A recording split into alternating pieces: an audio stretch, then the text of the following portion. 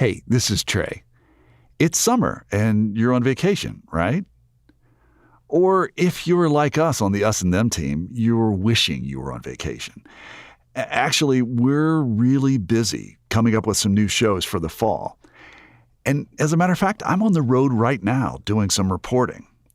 So in the meantime, we'd like to present one of our shows that we produced back in 2017 that touches on an issue that's happening all across the country in cities big and small.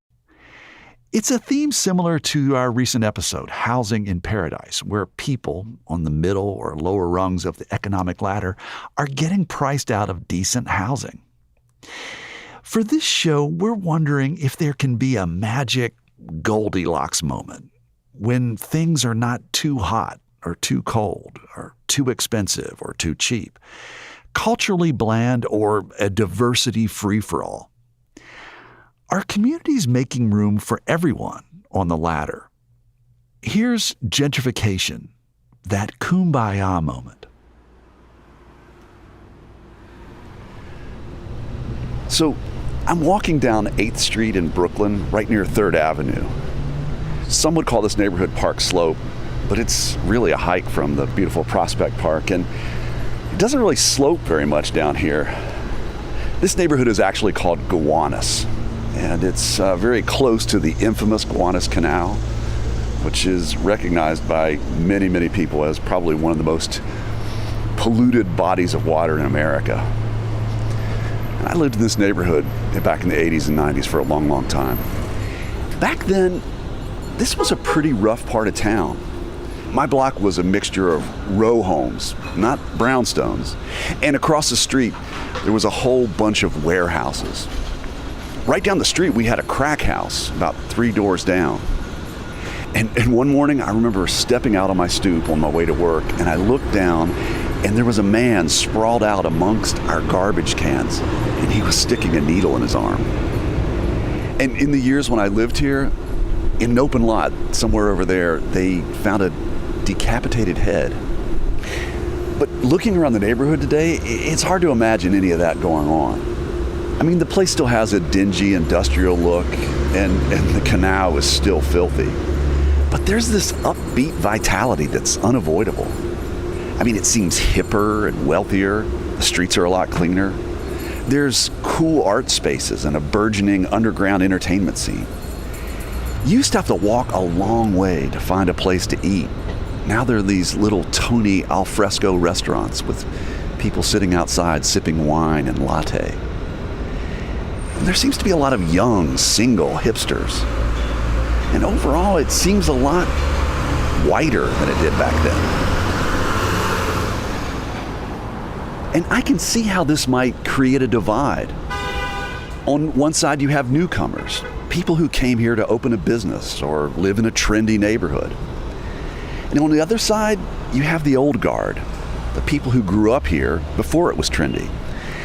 And they've been watching the place that they call home rapidly transform all around them. In other words, it's tempting to think of gentrification as a clear-cut case of us and them. But as we're going to hear in today's episode, the evolution of a neighborhood is anything but simple. When I think of what's happened here in Brooklyn over the last decade, I can't help but believe there must have been a golden period, maybe a few months, maybe a couple of years, between the neighborhood I knew in the 1980s and 90s and the neighborhood of today. I'm talking about a sort of Kumbaya moment when crime was going down, property values were going up, when people were helping make the neighborhood more diverse and creative and neighborly. But before the cost of living skyrocketed and longtime residents started to leave. What I want to know is there a way to preserve that Kumbaya moment?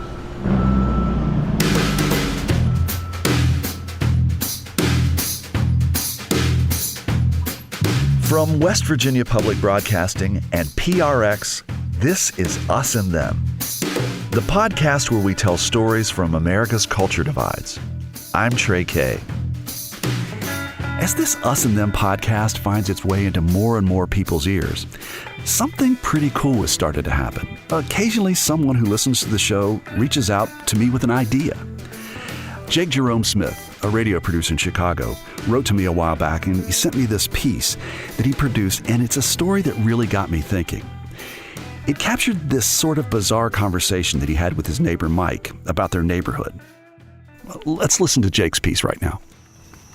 My neighbor Mike remembers the very first time we met, maybe 6 months ago. If you remember the very first conversation that I had with you, I said, wow, you guys are really quiet, because I never really saw anybody hanging out. I was coming home from work and he was outside of his apartment. We talked for maybe 5 minutes. I checked the mail. I went inside. And even now, I never see you guys there. And to this day, he's one of the only people on my block whose name I even know. Mike and I have only met a couple of times, so he's surprised this afternoon when I leave a note on his front door. Hey Mike, Jake from next door. Could you give me a call? Number is 3. He calls me back within an hour. We head to a Mexican restaurant a couple blocks away and start talking. Señora, ¿cómo está? Can I get you anything? I plan to ask him how the neighborhood has changed over time. After all, I've lived here less than a year while he bought his property in 1980. For $31,500. It was a dangerous part of town, says Mike. There was shooting, there was prostitution. Once that changed, developers started scooping up cheap properties. Early 90s. Soon the neighborhood was a hub for Central American families.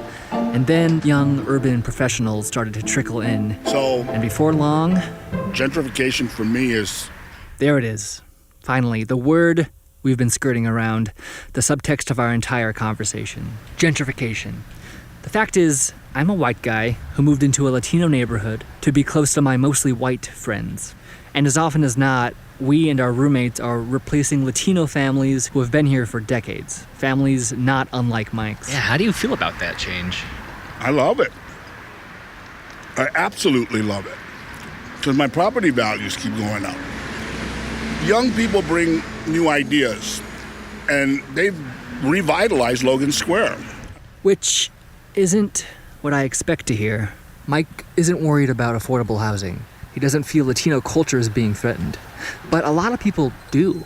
I start making the case that by living here and supporting businesses that cater to people like me, I am driving people out. I am part of the... You gotta be kidding me.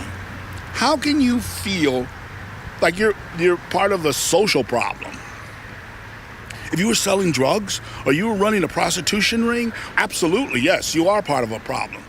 But being Caucasian, moving into Logan Square, I mean, this is the area that people your age are moving to. I mean, why would you even care what they have to say about it? It's not that it's about me. It's that I want to be a good neighbor. That I don't want to be, if they're like, oh, there's that gringo jerk who moved. If you want to be a good neighbor, the first step is communication. If you want to be a good neighbor and you want them to say, this is not the gringo that we think he is, you make it a point to say hello. Or I do. I just give a wave or a head nod or something if someone's out on their porch. I do. You never did that to me. I used to see all the time you were counting the sidewalk squares. Really? Yeah. I'm the one who struck up the conversation. Yep. And it was like this whole shield just kind of dropped. It's something that never occurred to me. That I convinced myself that my neighbors must hate people like me, and so I put up a shield, and so the damage of gentrification becomes personal.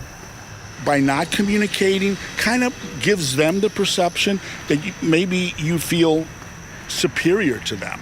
And I have not heard that. But that's kind of how, they might feel.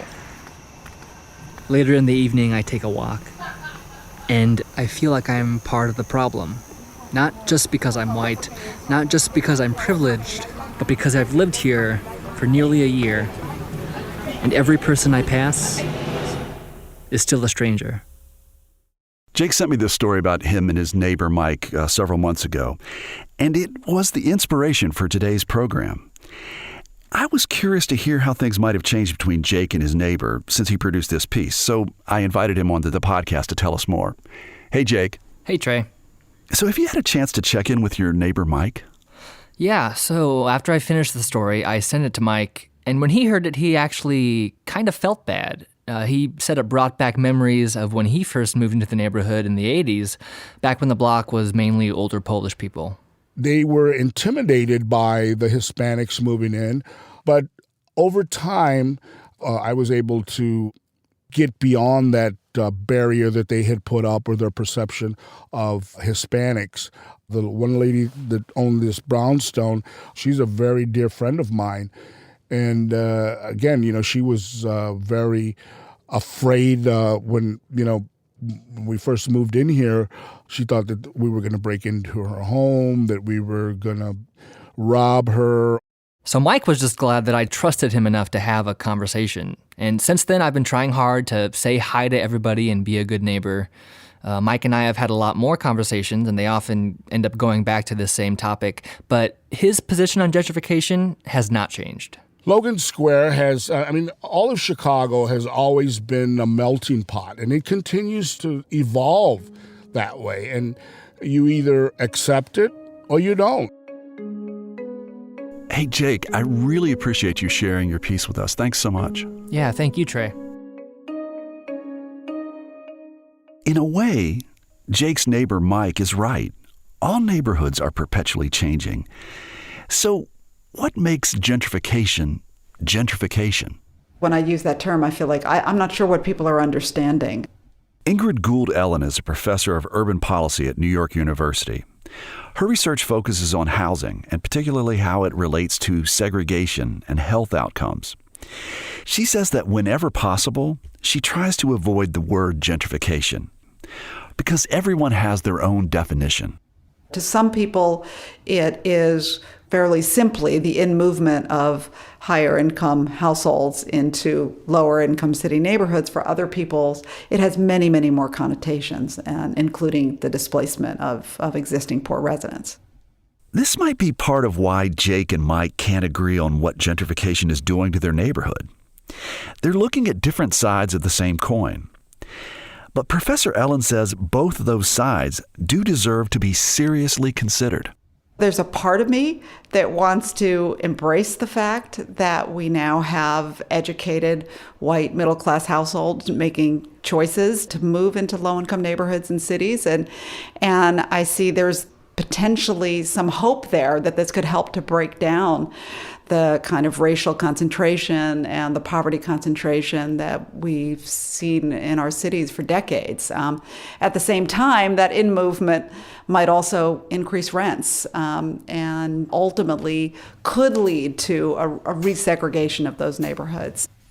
The question is it possible to get the good without the bad? In New Orleans, just northeast of the French Quarter, there's a neighborhood called St. Roch. For the last part of the 20th century, St. Roch has been mostly a black, lower-income area. I remember it being fun. I was a teenager, so everything was probably fun at the time. That's Troy Glover. He was living in St. Roch in the early 2000s. I remember having a lot of family around.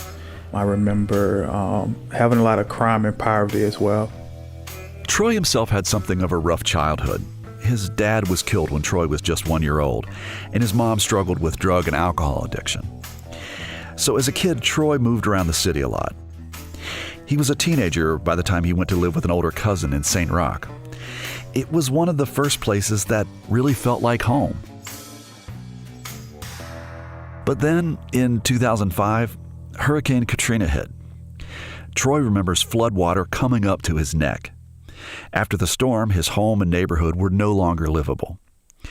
So after 5 days at the Superdome, Troy and his family got on a bus and headed to Texas, where they lived for several years. I missed being in New Orleans. I missed crawfish and po' boys. And so my goal was to graduate from my high school, because in New Orleans, high schools are huge. Instead of asking what college you go to, we asked what high school you went to. And so I was adamant about graduating from McDonald 35. So I moved back in 2008 by myself. How did the neighborhood change when you first came back? I mean, was that clearly noticeable? You'd been gone away for 2 or 3 years. What was it like when you got back? So before Katrina, I didn't really interact with outside races because there just weren't many people who were non-blacks in the community. But after Katrina, when I came back, there was a bit more diversity. Well, how did you feel about that?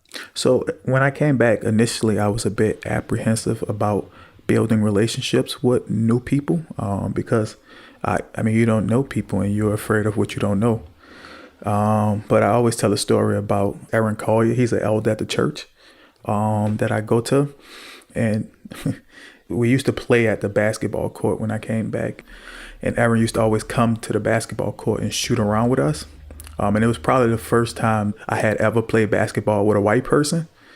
And so we used to intentionally foul Aaron like super hard, like just to see what he would do and how tough he actually was. And after one day of playing, we decided that he's definitely not coming back. And like the next day he came back and he played basketball some more with us. And we continued to foul him hard for a while. But after that, we continued to build a relationship, and soon he eventually invited us to his home for dinner. And we probably said no the first 5 times.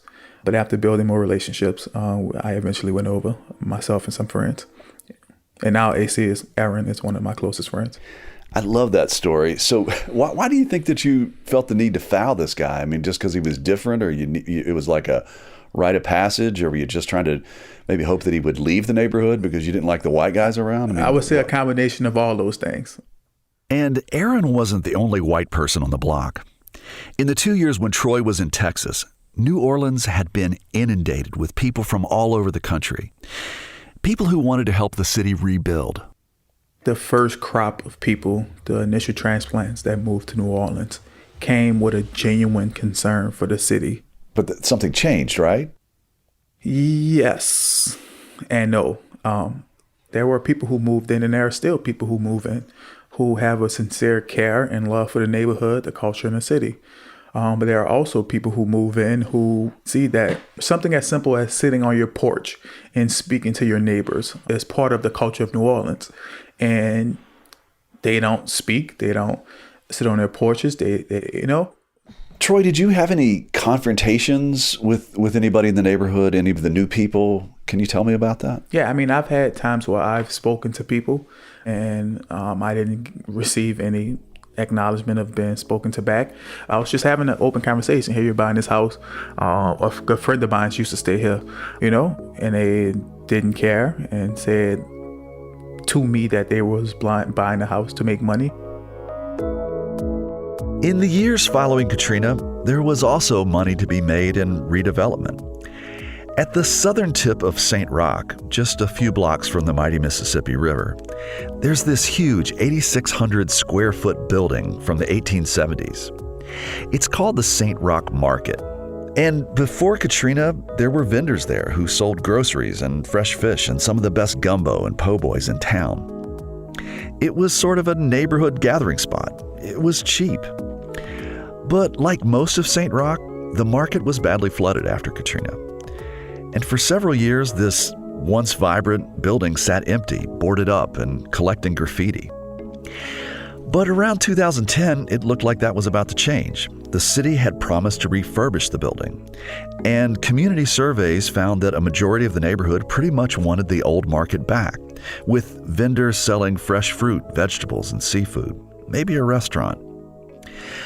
But it wasn't unanimous. Other people wanted a high-end grocery store or a wine shop. In the end, it was up to City Council to decide which businesses would get a spot there. You share resilience and faith and strength. The new market opened on April 10, 2015. New Orleans Mayor Mitch Landrieu spoke at the grand opening ceremony. So this is your community center. This is your neighborhood. This is to build this neighborhood back in a way that gives us an opportunity to give folks in New Orleans a great place to live, to work, and play. And of course, the new New Orleans way, and this is the only way it works, is for everybody to be at the table. Federal, state, local government. So if you went in there to get a cup of coffee before Katrina... I don't think they sold coffee in the market before Katrina. They sell it now, though. Well, what's a cup of coffee cost? Probably $4 to $5. Wow. Coming up, we'll hear Troy calling out a fellow church member for gentrifying his neighborhood. I'm Trey Kay, and this is Us and Them, which is supported in part by the West Virginia Humanities Council, the CRC Foundation, and the Daywood Foundation.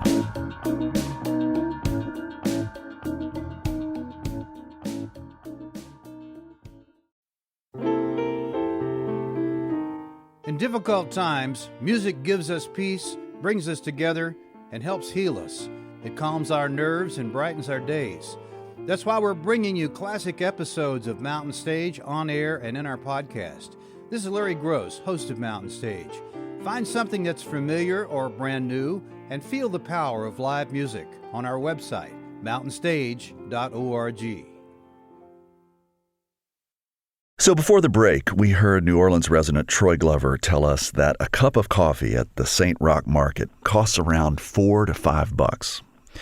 Now, to be accurate, a cup of drip coffee there costs $2.35, and the fancier drinks slope upward to around the $4 to $5 range, which is pretty much like coffee shops all around the country.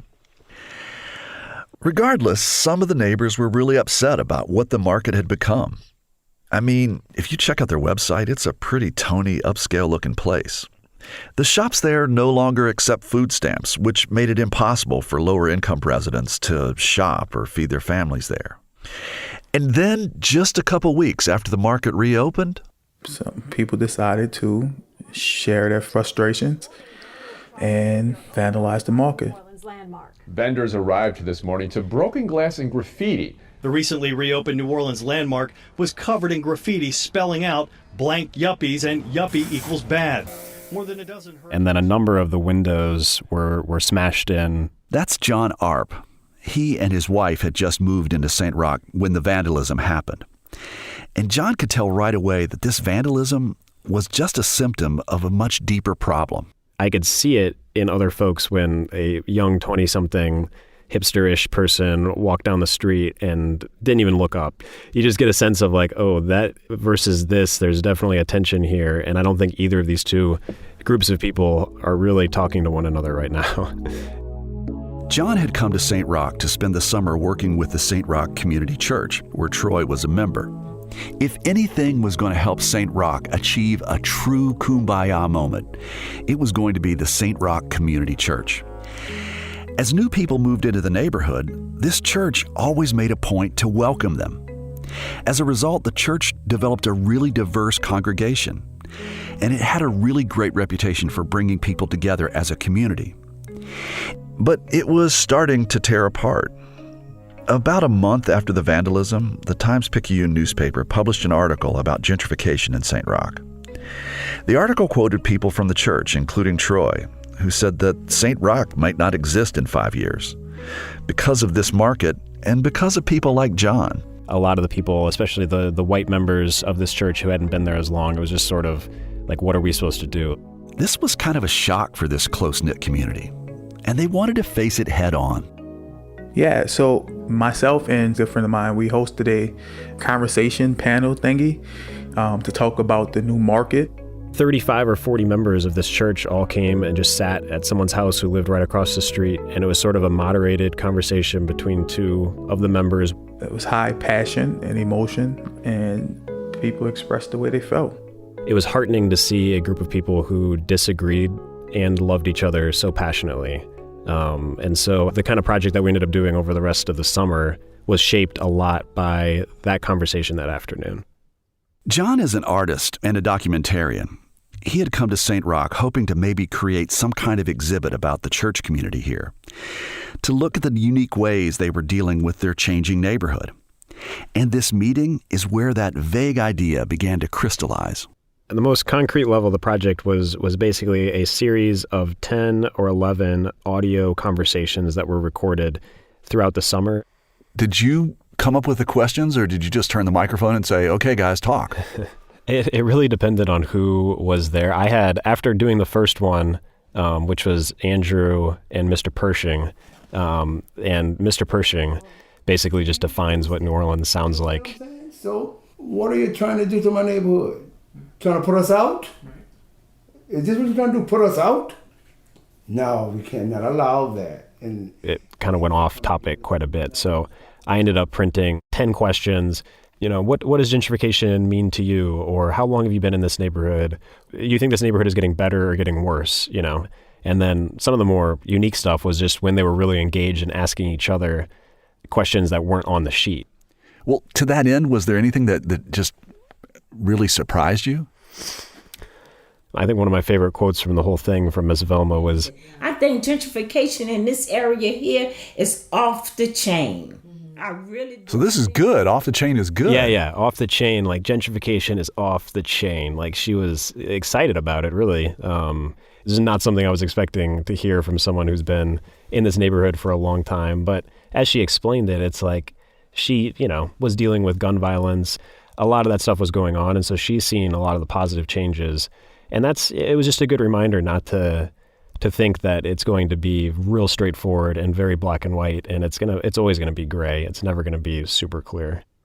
John knew that Troy would make a good interview, so they wanted to find just the right person for him to talk to. I wasn't the one who was originally supposed to have the conversation with him, but whoever it was had to cancel, and so John just kind of asked me after church that day if I would be interested in having the conversation, and I said sure. Originally from West Virginia, Julie Whiteman moved to St. Roch in 2008 to help rebuild, which meant that she was one of the early newcomers and had been living in St. Roch for 7 years at this time. Julie was really active in the church, and she and Troy were great friends. But at the same time, Julie is white, which means that she looked a lot like the people who were changing Troy's neighborhood. And once John started recording, it didn't take long for that tension to come out. This is the audio from that interview. Do you think that you are helping to further gentrification? I don't know. I think that the house that I live in and the people that live in it are all dedicated to sharing the love of Christ in a way that's going to hopefully lift people up into a place that's better than where they are. And I think everybody in my house is dedicated to that, so I don't feel like we're a part of this. But y'all all white and not from New Orleans. Right. But in case you didn't catch that, Troy is bluntly reminding Julie that she and her roommates are white and not from New Orleans. And it's not the only time he calls her out. So would you move out your house if there was a black family from New Orleans that was looking for somewhere to stay? I don't think that's what we're talking about. I'm asking. Possibly, whatever the Lord says. If God came down and told me that there was a black family that needed to move into my house and he needed me to move out, that's from New Orleans, I'd be gone. All right. That's a doozy. I mean, and I think that again is Troy being very direct, and I mean trying to see how Julie would react. I mean, they have a great friendship and relationship. This wasn't two people that didn't know each other or were just trying to like push each other's buttons. I think he was genuinely probably curious how she would react to some of these questions. I'm used to Troy asking me crazy questions. It's not a crazy question. It's a legitimate question. But you know what I mean? I'm used to Troy asking me difficult questions. I asked that question because I know that me and Julie have built a relationship and we're at a point where we can ask honest and open and transparent questions.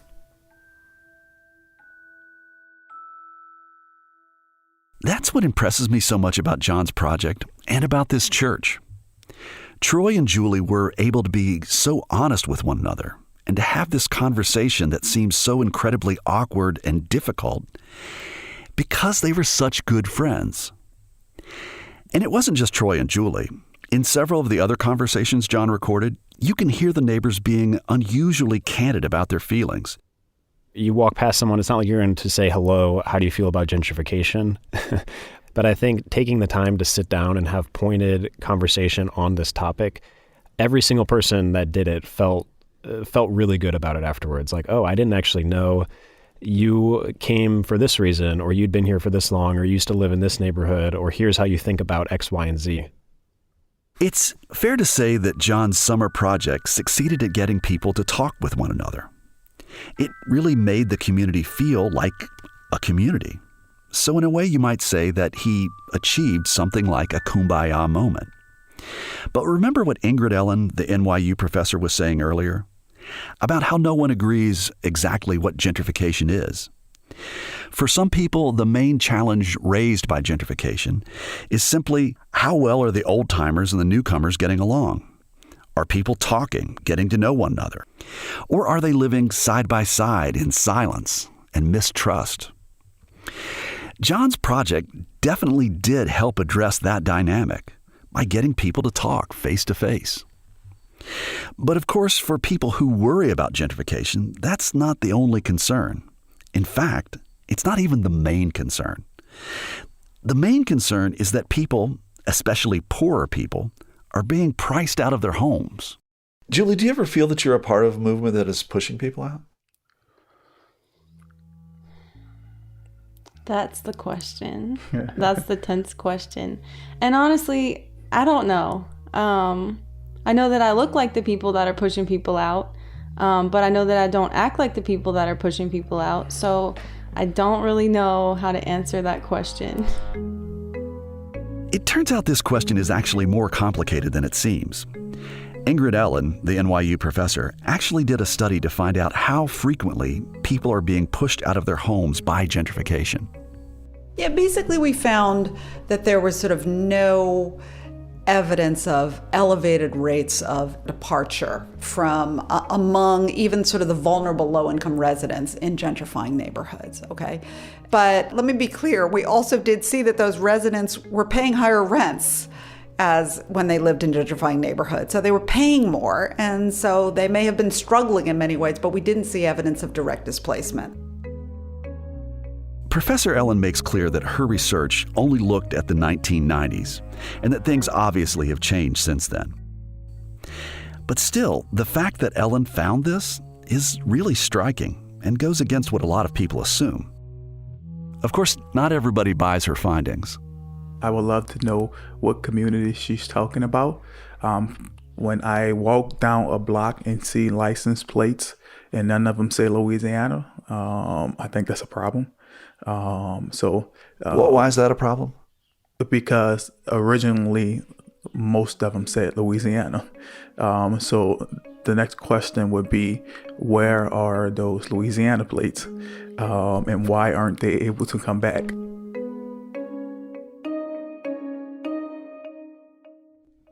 Whether we're talking about New York or New Orleans or Chicago, is this just the way things go? Is this just the cost of progress? So I think that there is a little bit of a catch-22, that all of these cities, I think, have experienced something of a rebirth. I think they are attracting families and households, individuals who might not have chosen to live in cities a few decades ago. But the sort of dark side of that happy story is that prices and rents are going up. It feels like there would be some type of golden age in the economic cycle where that kumbaya moment can exist. Is there any way of maintaining that? Yeah. So when you get to that moment, a lot of people are feeling unbelievable levels of anxiety about their ability to remain in the neighborhood. So I'm not sure everybody's feeling the kumbaya, right? I'm not sure that's going to happen on its own, but I think with deliberate policy and thoughtful policy intervention, it can. Professor Ellen told me about Chelsea, a neighborhood in New York City. It's one of the city's fastest growing, most expensive areas. But it also has 2 public housing developments, with some 2,000 apartments in total. And Ellen reminded me about the community center in Chelsea. It's called the Hudson Guild, that tries to make sure that those public housing residents feel like they're not being pushed out. She thinks it's a good model for other gentrifying neighborhoods. Community groups can help residents connect to new opportunities. They can talk to local businesses about hiring local residents. They can help to educate and provide critical services to the low-income families who remain in gentrifying neighborhoods and often felt left behind. Now, to be clear, plenty of really smart people disagree with what Ellen is saying. First of all, a lot of new research has come out to some very different conclusions. A recent study out of Princeton found that the poorest people in gentrifying neighborhoods were most likely to end up moving out, and to worse neighborhoods. So not only was there an impact, but it hit the most vulnerable people the hardest. Another scholar out of Berkeley told me that while Ellen's story about Chelsea is nice, examples of wealthy people looking out for their poorer neighbors are actually few and far between. So what does this mean for St. Roch? Are people being pushed out of the neighborhood as much as Troy thinks? And if so, can a group like the St. Roch Community Church actually do anything to fight it? As far as the research goes, we don't really have any clear answers. In all likelihood, we'll just have to wait and see what happens. But I'm not despairing for St. Roch just yet.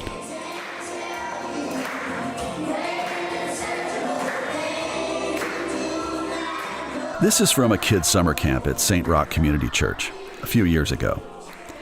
In the video, you see 24 elementary school kids. Most are black, but 2 are white, and they're all dressed in matching yellow shirts and singing together.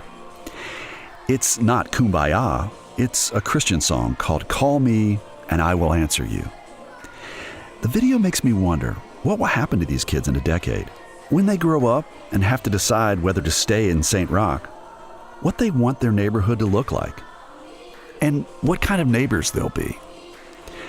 Finding and preserving the Kumbaya moment takes a community that cares about making sure no one is left behind. It takes community groups that stick up for the marginalized members.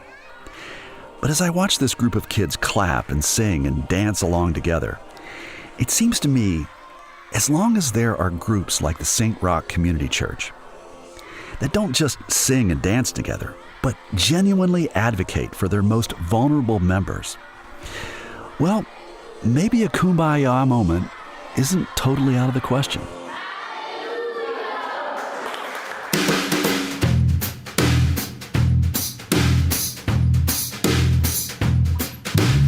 You've been listening to Us and Them. This show was produced by Jake Smith and me, Trey K, and was edited by Cousin B and mixed by Mitch Hanley. Joni Deutsch is our digital producer. Special thanks to John Bewin of Duke University's Center for Documentary Studies and host of the wonderful Scene on Radio podcast. He let us know about John Arp and his project of collecting stories in the St. Roch neighborhood of New Orleans. If you'd like to hear more of the people that John Arp interviewed and see some of the fantastic photos that his wife Gabriella shot of these people, we've posted a link at our website at usandthempodcast.com. Michael Lipton and Tristan Lozow wrote and performed the Us and Them show music. Mark Lerner designed our logo. Rita Krasofi and Mariana Trofimova designed our website at usandthempodcast.com and provide us with images for the web. Our intern is Nicholas Tantillo. The marvelous people at PRX and West Virginia Public Broadcasting make Us and Them possible. So do grants from the Corporation for Public Broadcasting, the National Endowment for the Humanities, the West Virginia Humanities Council, the CRC Foundation, and the Daywood Foundation. Us and Them was originally developed with assistance from the mentorship program at AIR, the Association of Independents in Radio. We'll see you next time on Us and Them.